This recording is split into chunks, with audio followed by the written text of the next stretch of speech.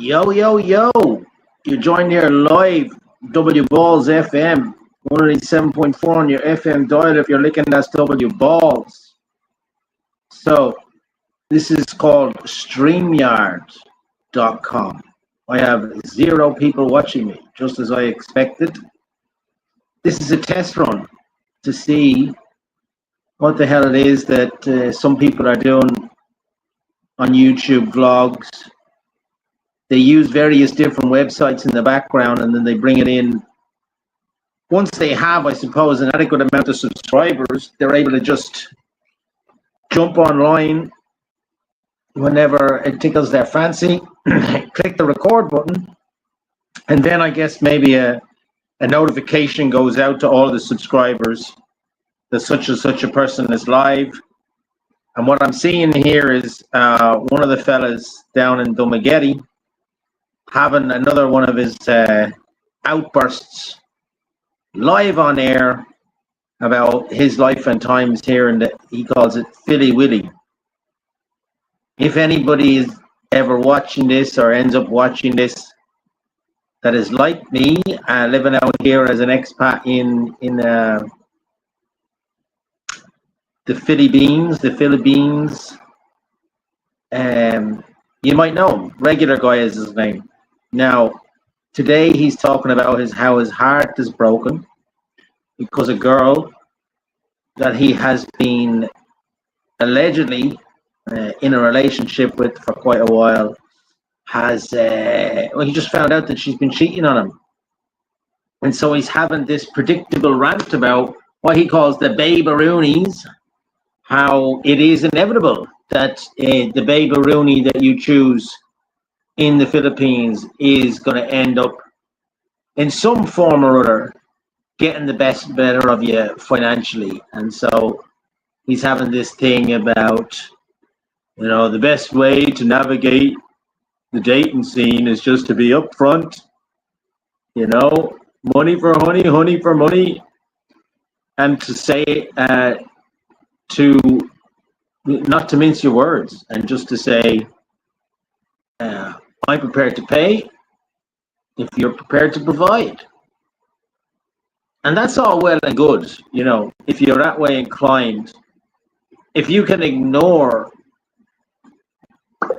the feeling of regret that you inevitably end up feeling, somebody's just pop there, you have a new friend suggestion. That's nothing to do with StreamYard. That's some other fucking app in the background. I don't give a fuck if I have a friend suggestion.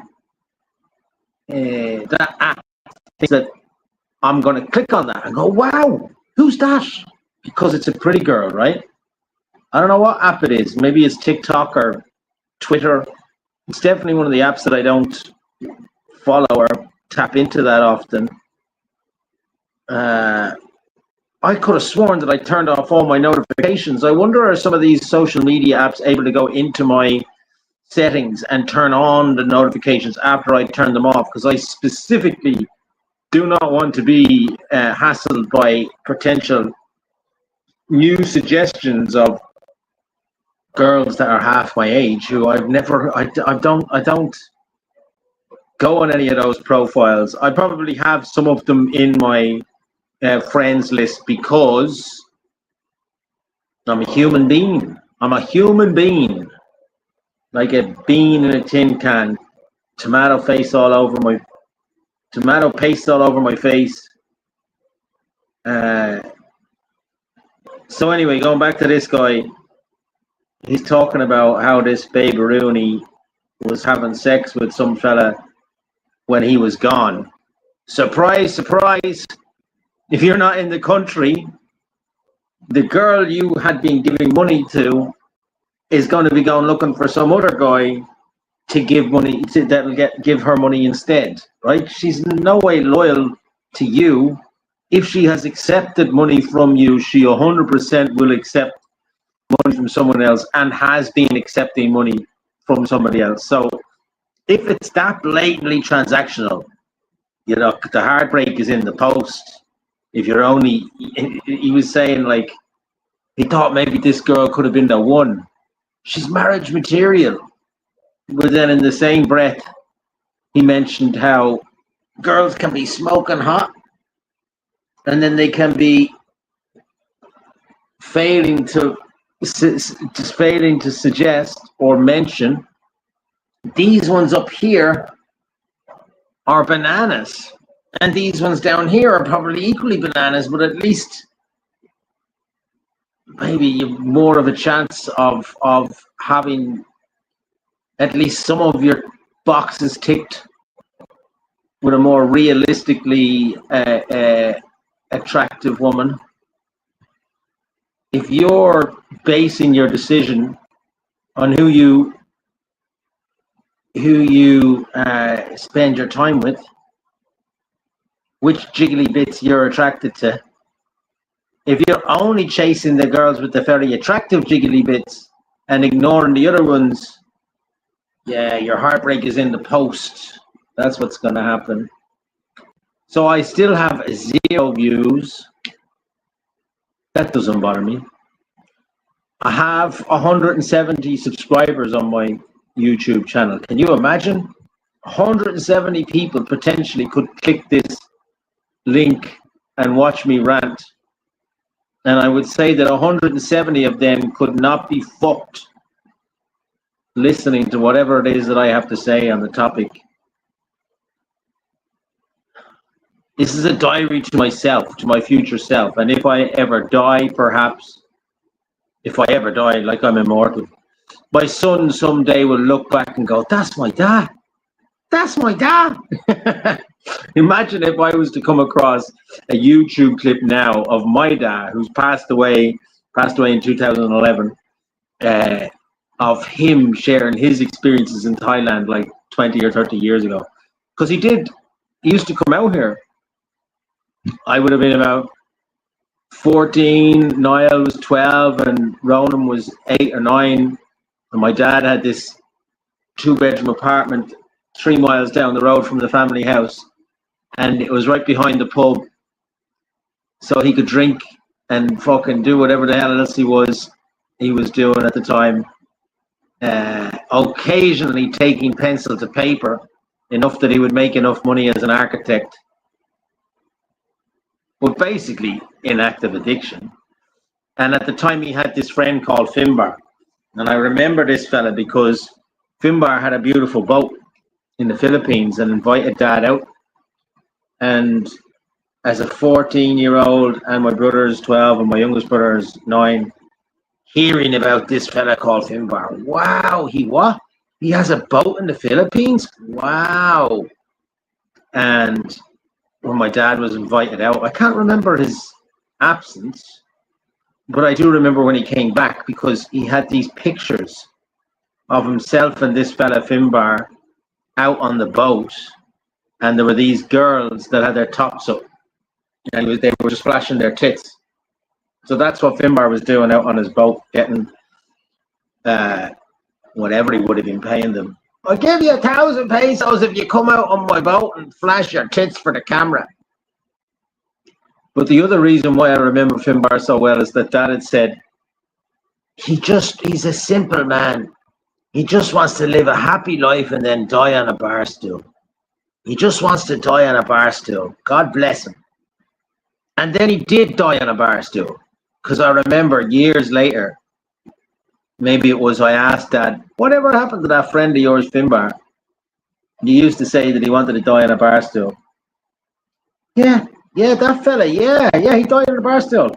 Oh, fair play to him. Isn't that so? That's so admirable that a man could just do what he wanted to do.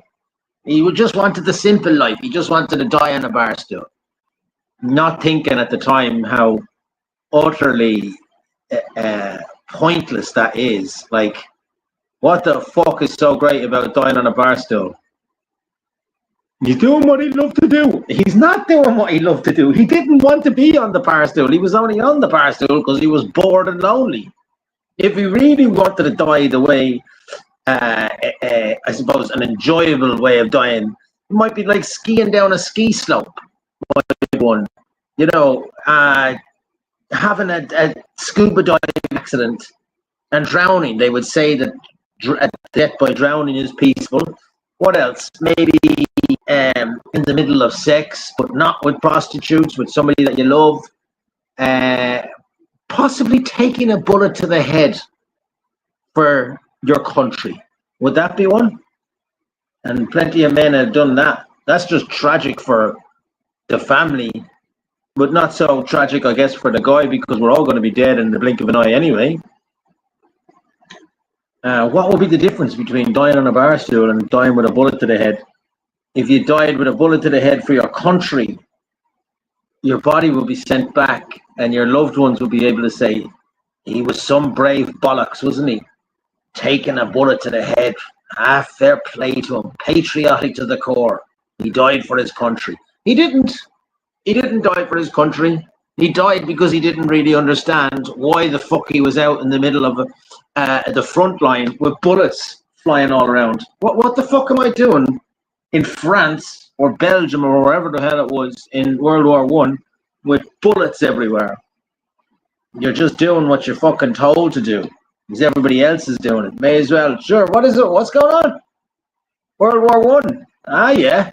Fuck us. Give us a gun there. I'll come out. Jimmy, are you right? We're going out to, what is it? Well, they call it World War One. Mommy, go and kill some Germans. And away off you go. So that's the kind of thing that people were doing in 1918 and again in 1944 and again in 1963, and the Koreans did it in 1950 something. But then El Finbar died on a bar stool. If I was to find a YouTube video that my dad might have left of the shenanigans he was up to back in the day, like the YouTube that I'm trying to do right here, right now, still have nobody watching it. I like this little thing, breaking news, up on the top left. I wonder, is that going to end up, like, I think what happens here is I end this and this automatically gets uploaded onto my YouTube channel. So then it pops up in, I don't know, does it pop up on the YouTube feed of 174 people the same way my other little vlogs pop up that it would seem nobody fucking watches? Well, I say nobody, like 20, 30, 40 views. Wow, that's click. I have YouTube open here. The Diary of a CEO has got 2.5 million views. And Johnny Harris has got 3.4 million views. The regular guy, the guy I was telling you about, who's down in Dumaguete, he got 5,000 views in 7 hours. Well, he's already got like 80,000 subscribers. So he must have started somewhere just wandering about trying to figure out what is it that people want to hear. If you're an expat living in the Philippines, the mass majority of people want to hear, how do you do it? Like, you build a house? How do you build a house? Loads of people have that. I built a house in the Philippines. They also want to hear, you fucked everything up and got ripped off by your wife. So loads of YouTube videos will have, she stole everything. And then maybe the other ones that you see from time to time, homeless expat. It's all about the doom scroll. Maybe that's why this regular guy, this one has got clicks, because he says he will be deported soon. Some online rag of a newspaper apparently published something to the effect that some department was going to deport him. But I do like the format of what he's doing. So he's just sitting there in a bar drinking a beer, and because he has so many subscribers, people are sending him in comments, and he's able to read the comments and then react, you know? Stick it up your bum. I'm living in the Philippines. I don't give a fuck what you say or think or do. I'm just telling you how it is in Philly Willy, he calls it. And now he is a bit repetitive, and I can see how some people find him to be some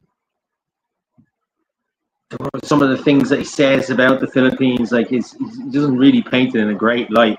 But then again, he's authentic. He's just saying how it is. Like, literally, if you are the same as the mass majority of most men in the Philippines for cheap sex, then this man's going to say it how it is.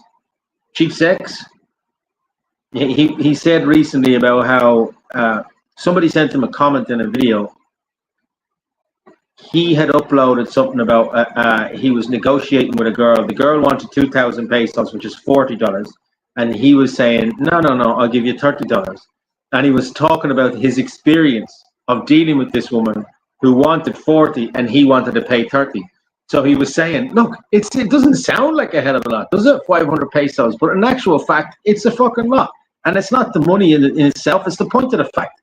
I don't necessarily want to give you 1.5K at all.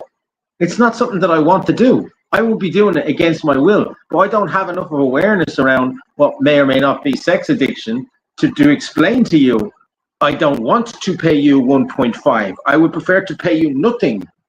So therefore, the negotiation has to be on the basis of, I'll tell you how much I'm prepared to pay, and if you're not prepared to fucking take the offer, then fuck off. But you might entertain that line of thought for some time and then come to the realization that that's all just a fake. That's fake. Like, she's scamming you no matter what. Even if you were paying 500 pesos, she's scamming you. And you have to treat it like a pack of cigarettes. That stuff is bad. You're either going to experience one of two types of pain. The pain of discipline or the pain of regret. And if you got all the way to the end of this video, you've experienced the discipline or the pain of discipline.